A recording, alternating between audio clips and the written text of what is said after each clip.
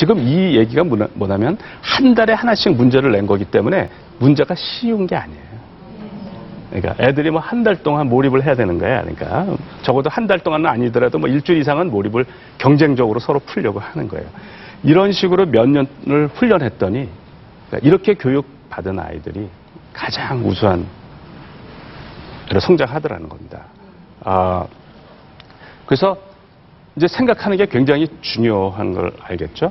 또 제가 이제 이 교육에 관해서 조사를 많이 하는데 또 영재 교육으로 굉장히 유명한 그 교육이 존 스타트 밀이 아버지가 존 스타트 밀을 교육한 거예요. 그 존 스타트 밀을 학교에 보내지 않고 아버지가 교육을 시켰습니다.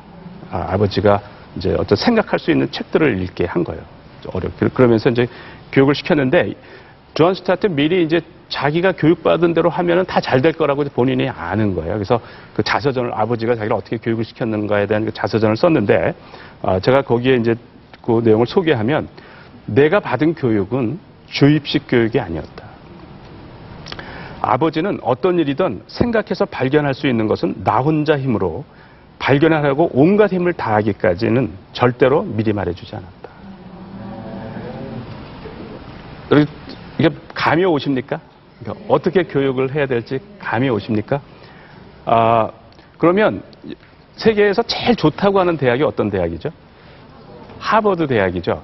하버드 대학은 그럼 주입식으로 교육을 시킬 것 같아요? 아니면 생각하는 교육을 시킬 것 같아요? 네, 제가 조사한 걸 한번 소개할게요. 스칸 유라고 하는 이 사람은 하버드에서 물리학을 전공했는데 음악가가 됐어요. 그래서 이제 한국에 이제 방문했는데 기자가 물었습니다. 왜 물리학을 전공하고 음악의 길을 택했냐고 이제 질문하니까 이 사람이 대답을 했어요. 제가 대학에서 배운 건 맥스웰의 법칙 같은 물리학 이론이 아니라 생각하는 방법이었습니다. 음악이든 물리학이든 생각하는 방법이 중요한 건 마찬가지죠. 그러니까 생각하는 방법을 배우면 뭐든지 잘하는 거예요. 생각하는 방법을 배우면. 하버드 대학이 생각하는 식으로 교육을 한다는 건 사실 잘 알려져 있는데 이제 사람들이 몰라요.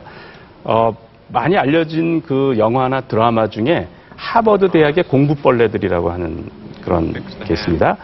거기에 그 킥스필드 교수가 강의를 하는 거 보면 계속 질문을 해요. 그죠? 그러니까 질문이 학생들로 하여금 생각하게 만드는 거예요. 질문을 하면 생각 안 할 수가 없어요. 그죠?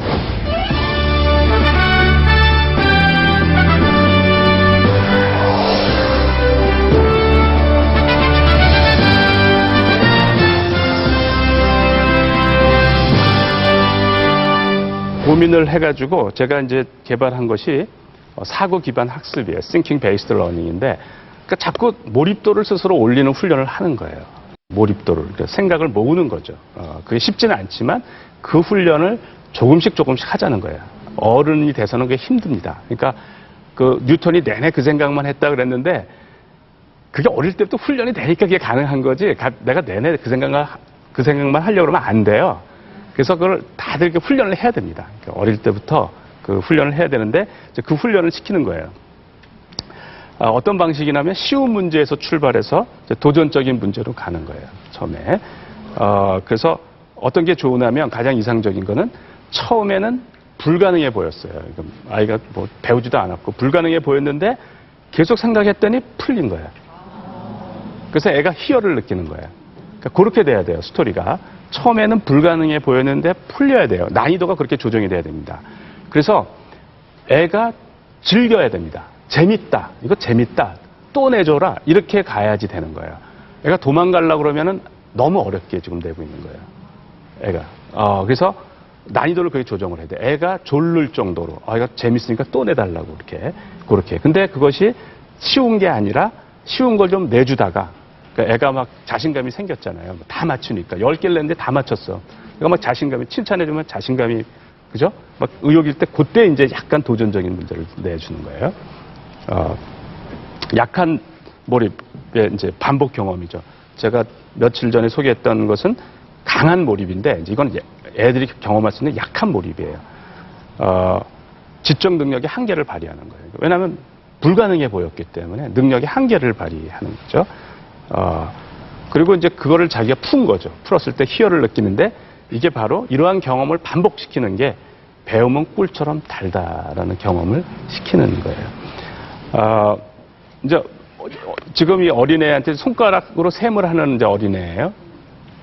뭐 2개 더하기 3개 그럼 얘가 손가락으로 하는 애예요. 그죠? 그걸 이제 얘가 할 수 있는 거를 내줘요. 그러면 얘가 이제 다 한단 말이죠. 이렇게 해서 뭐 이제 자유자재로 잘해요. 이제 그 애가 너무 잘해. 뭐 10개 내줬는데 10개 다 맞췄어. 예를 들어서 100점이야. 이런 상태에 있을 때 이제 어떤 문제를 내주냐면 10개가 넘어가는 걸 내주는 거예요. 예를 들어서 이제 저거에 따라서 뭐 11개가 될 수도 있고 5개 더하기 6개를 낼 수도 있고 6개 더하기 6개를 낼 수도 있고 처음에는 몰라요. 이제까지 잘 풀었으니까 그래서 이렇게 계속 한다고요. 10개가 딱 넘어간 순간 얘가 놀래요. 불가능한 일이 벌어진 거야. 손가락이 10개밖에 안 되는데 이제까지 다 10개 이내로 했는데 이게 불가능한 거예요. 그러다 이제 고민을 합니다. 이제 이때부터 이제 얘가 몰입이 시작이 되는 거예요. 이제 이 난국을 어떻게 타개를 해야 되느냐 고민을 하는 거예요. 생각을 하다가 기적과 같은 아이디어가 떠올라요. 뭐 자기 발가락을 썼는지 뭐 아빠 손가락을 빌렸는지는 모르지만 생각을 해냅니다. 얘가.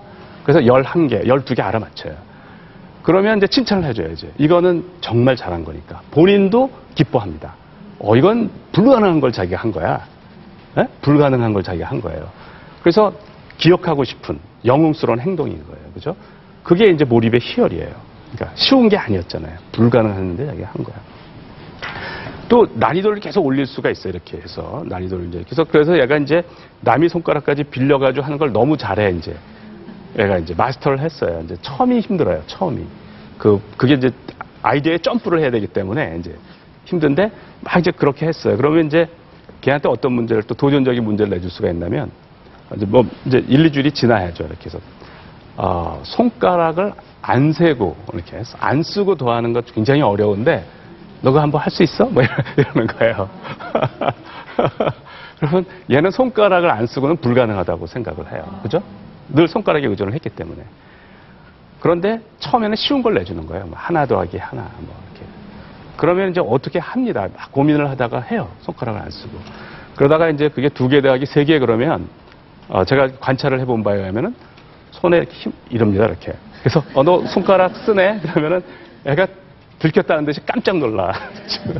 이래요. 그러면 이제 그걸 못하게 해야 돼요. 그러니까. 그래서 이제 그걸 못하게 하면은 제가 보니까 애가 이제 머리로 세나 봐요. 그거를.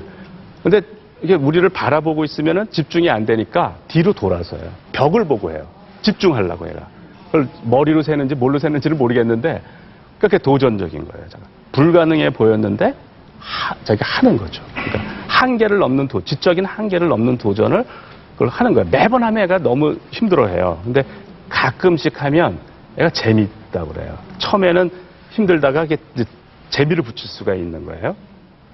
또 예를 들어서 이제 초등학생에서 직선과 곡선을 가리킬 때 뭐 이건 직선이고 이건 곡선이다 이렇게 가리키지 말고 애한테 이게 직선이고 곡선을 보여주면서 너 이거 이름을 어떻게 붙일래? 이렇게 애가 한번 붙여보게 하는 거예요.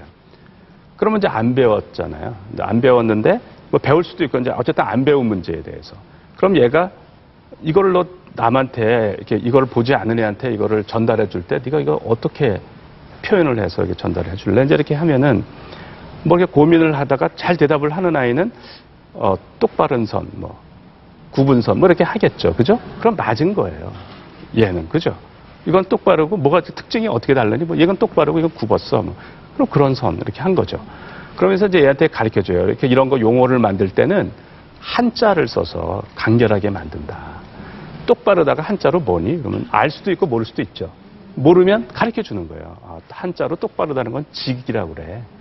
한자로 굽은 거는 곡이라고 그래. 그러면 이걸 뭐라고 말하겠니? 그러면 이제 얘가 뭐 직선, 곡선 이렇게 맞히는 거예요.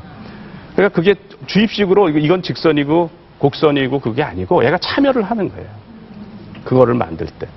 그죠? 그리고 이게 재미가 이제 있는 거죠. 자기가 참여를 하는 거니까. 그죠? 그리고 이런 식으로 하면 얘가 이름을 붙이는 법을 터득을 해요. 이제.